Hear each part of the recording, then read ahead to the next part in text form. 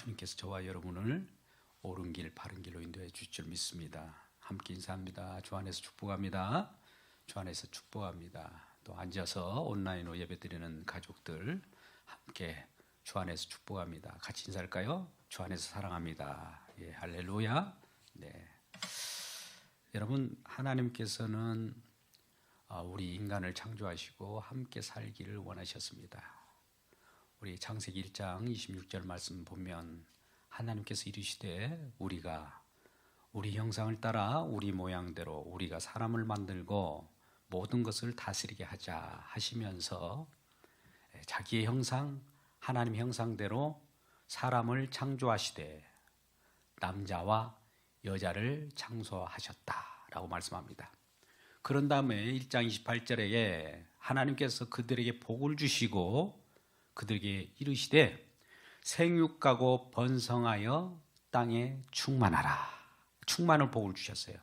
그리고 땅을 정복하라. 정복하는 은혜를 주셨습니다. 뿐만 아니라 바다의 물고기와 하늘의 새들과 땅에 움직이는 모든 생물을 다스리라 하는 통치, 다스림의 은혜를 주셨습니다.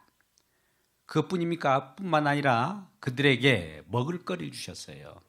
씨 맺는 모든 채소를 주셨고 씨 가진 열매 맺는 나무를 그들에게 주셨습니다. 그래서 사람을 지으시고 사람과 함께 살기를 원하여서 하나님 창조하신 세계는 정말 부족함이 하나도 없었습니다. 정말 흡족하고 만족 그 자체였죠. 그래서 창세기 1장 31절 말씀은 하나님께서 지으신 그 모든 것을 보신즉 보심에 아주 보시기에 좋았더라 이렇게 말씀을 하신단 말이죠. 정말 보시기 좋았어요.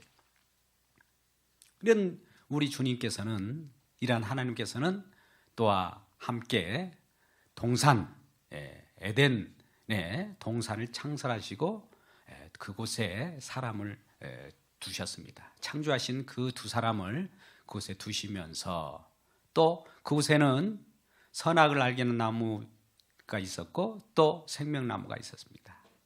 그러한 가운데서 하나님의 명령을 따라서 그들은 사랑관계 속에서 하나님과 기쁨을 가지고 살아갔습니다. 그런데 웬일일까요? 간교한 뱀이 여자를 유혹합니다. 창세기 2장 16절 말씀, 하나님께서는 다른 모든 동산의 실과는 네가 임으로 먹되 선악을 알게 하는 나무의 실과는 나무의 열매는 먹지 말라. 먹는 날에는 반드시 죽으리라. 이런 말씀하셨단 말이죠. 이것은 하나님께서는 아담과의 약속이며 언약입니다. 나는 창조주요 너는 피조물이라고 하는 그 경계선을 분명하게 만들어 놓으신 것이지요. 하나님의 언약을 외면하고 또 하나님께서는 이러한 아담에게 그 요구하는 사랑 관계를 계속 유지하고 싶었지만 여자가 뱀의 간교한 꾀에 넘어가게 됩니다. 정령 죽으리라. 이 선악을 알게 한 나무 열매를 먹으면 반드시 죽는다고 했는데 사단의 유혹은 결코 죽지 않는다 라고 그 여자를 이렇게 유혹했던 것입니다. 아담과 함께 한 여자가 그 열매를 본즉 보암직도 하고 먹음직도 하고 지혜롭게 할 만큼 탐스러운 나무인지라.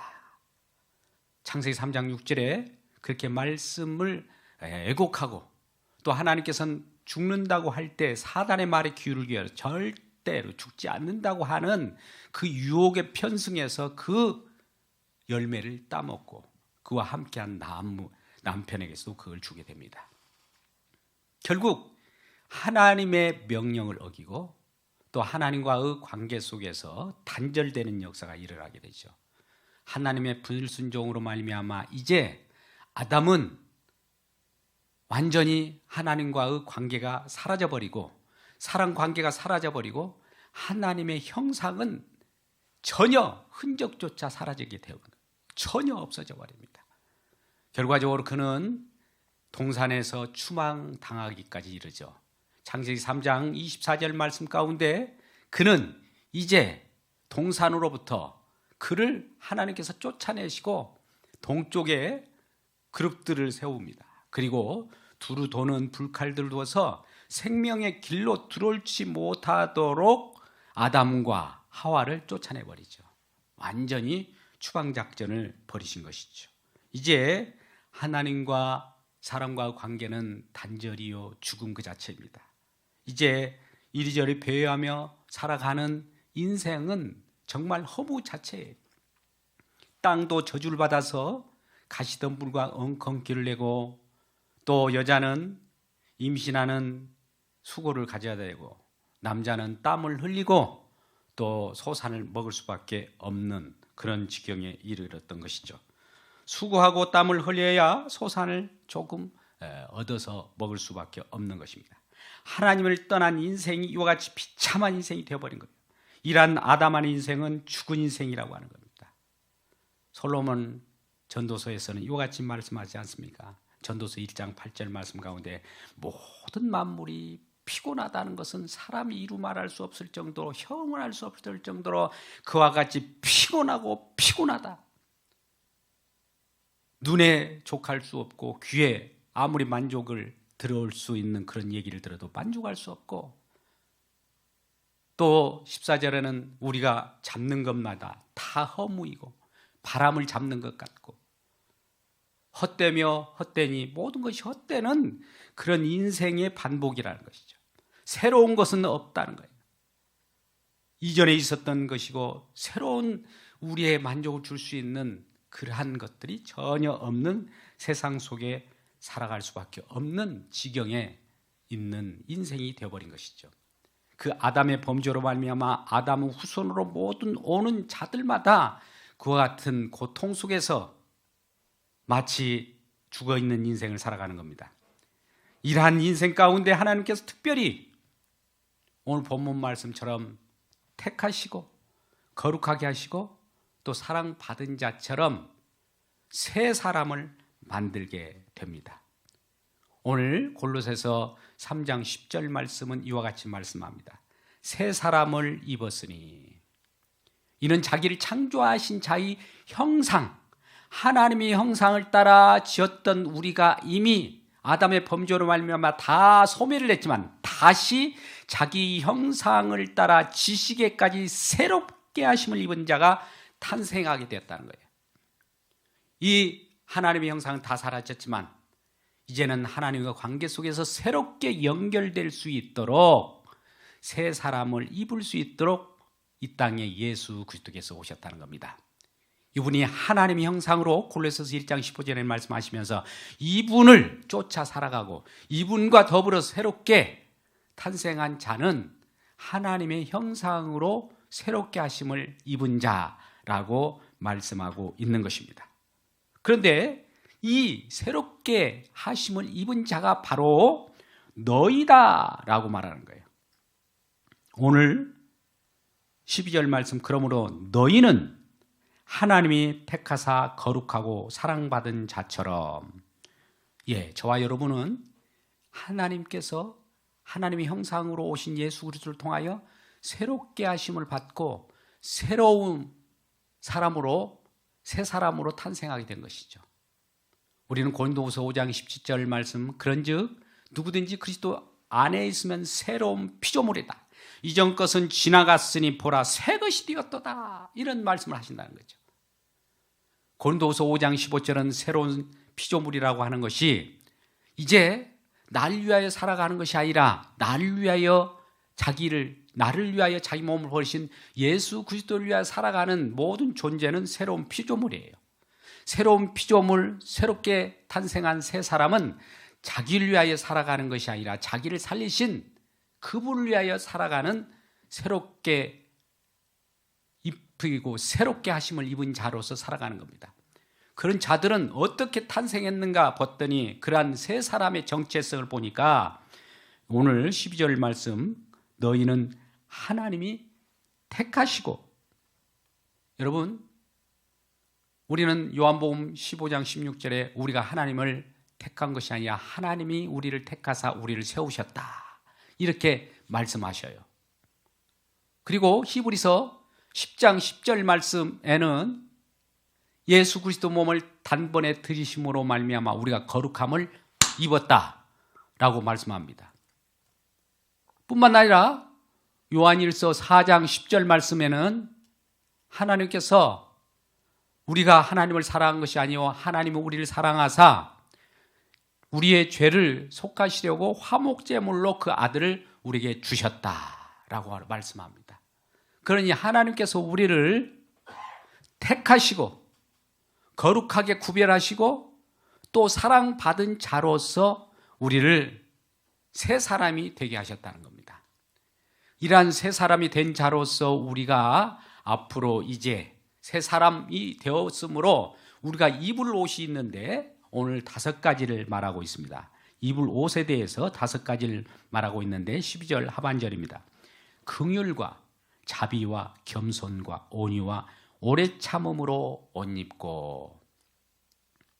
우리는 사랑받은 자, 거룩한 자, 택하신 자로서 이제 하나님께서 어떤 옷을 입으라고 하는데 처음에 긍휼이에요.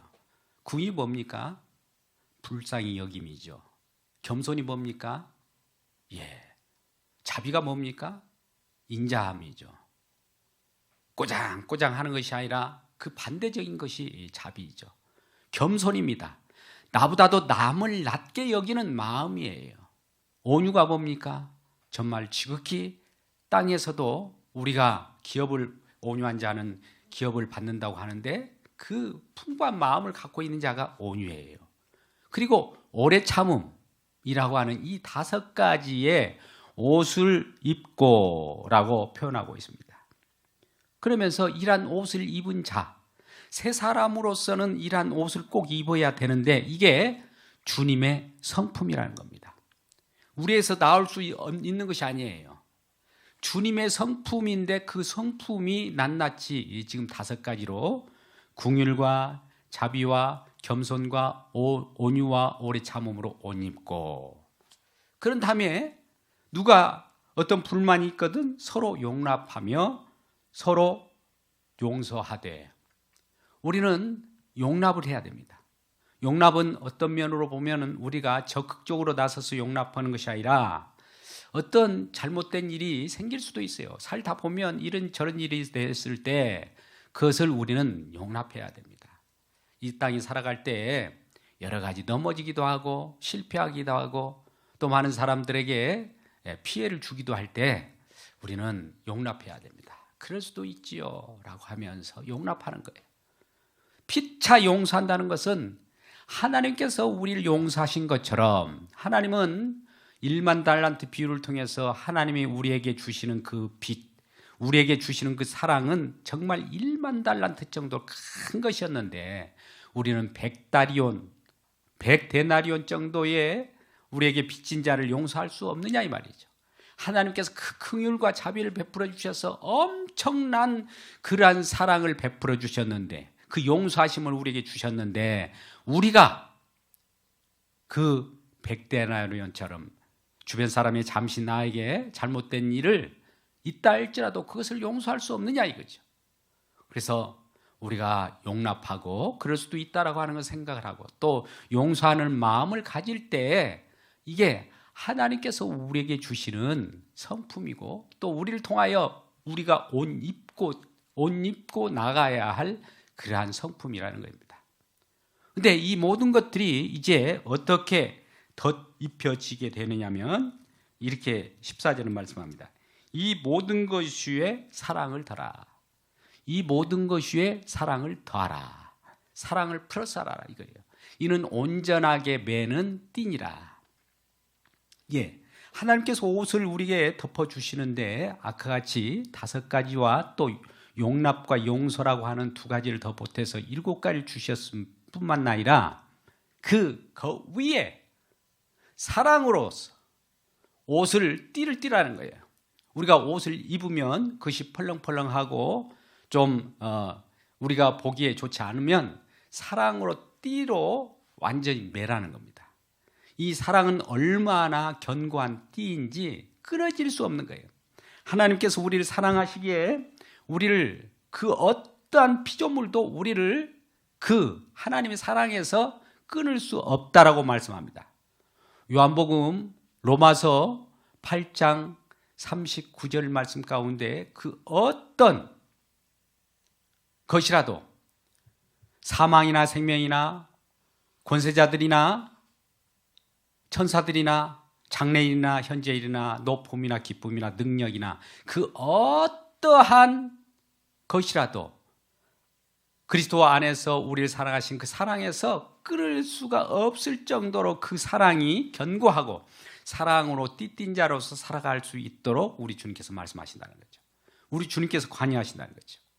우리의 그 주님의 사랑은 우리에게 옷을 입고 또 그 띠를 두를 수 있을 정도로 강력한 사랑의 띠를 우리에게 들려주시는 겁니다.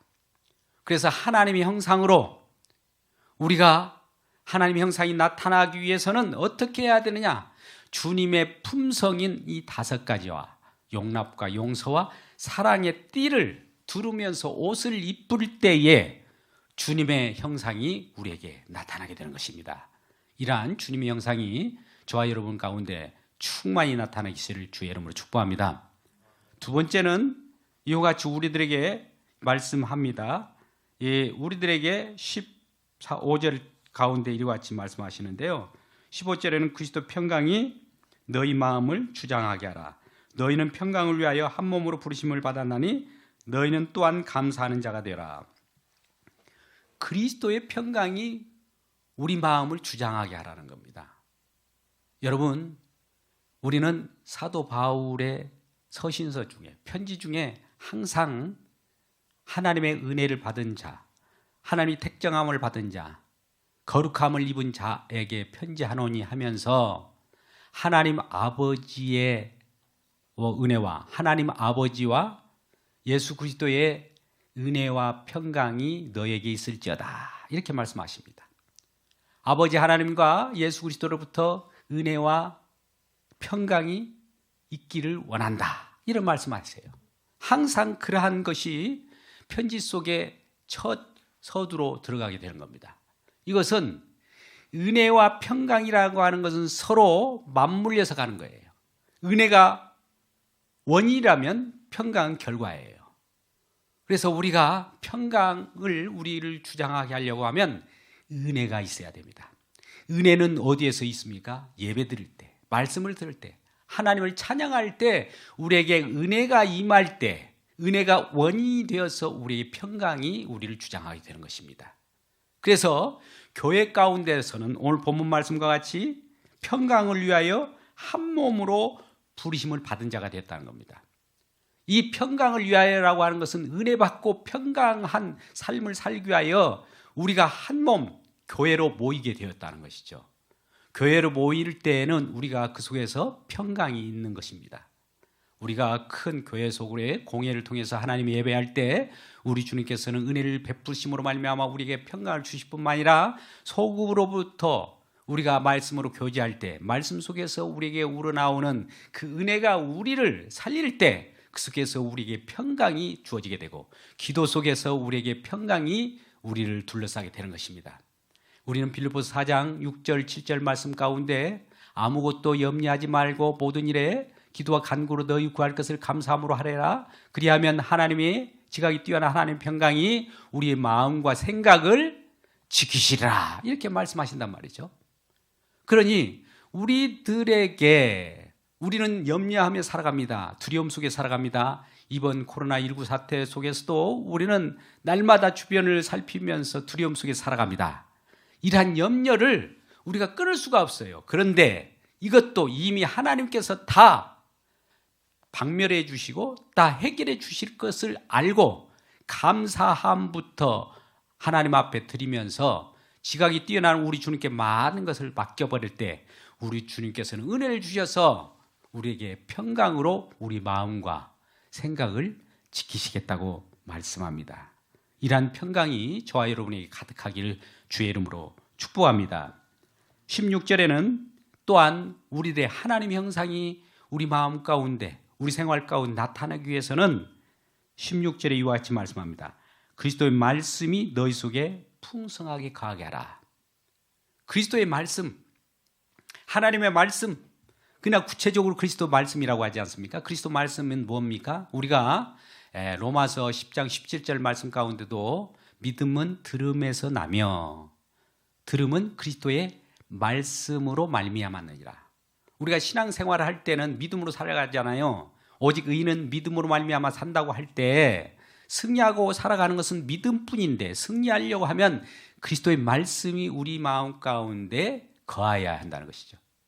우리 마음 가운데 그리스도 말씀이 풍성하게 거하기 위하여 오늘 본문 말씀 속에서는 그리스도의 형상이 나타나기까지 그리스도 말씀이 우리 속에 풍성하게 거하기를 원해야 한다.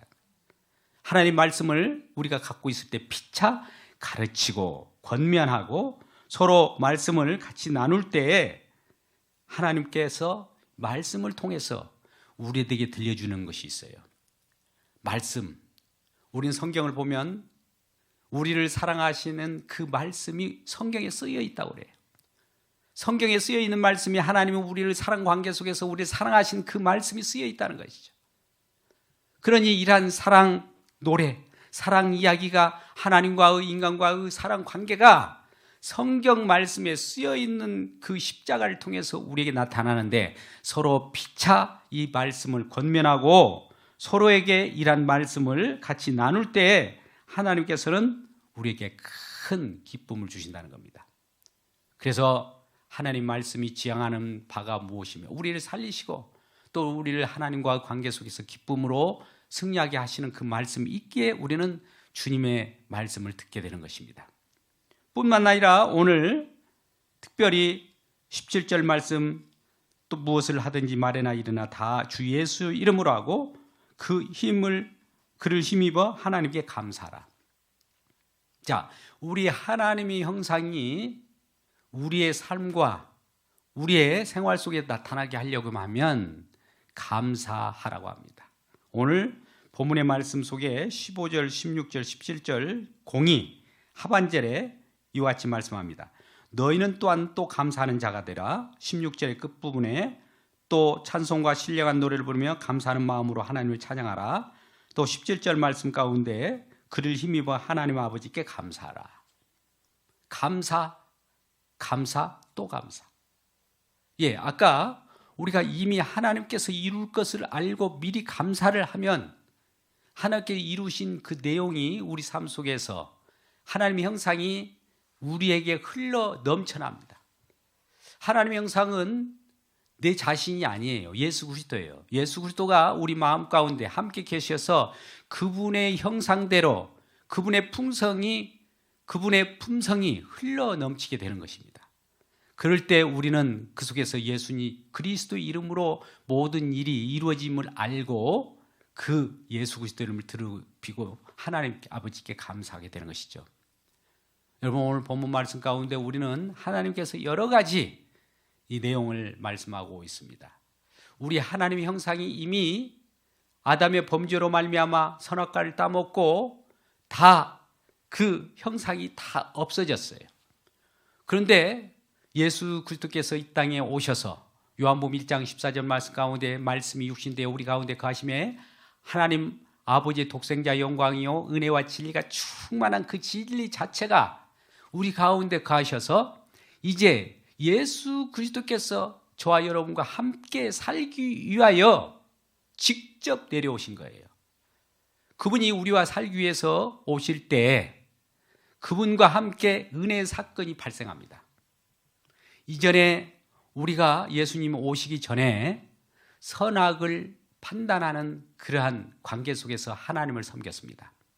예수도 알지 못하고 우리 선악을 나무를 열매를 먹고 그 선악 체계 속에서 죄인으로서 하나님을 섬긴다고 하는 그 내용으로 가지고 이것은 악이다, 이것은 선이라 이렇게 구분을 하면서 살아왔던 것입니다.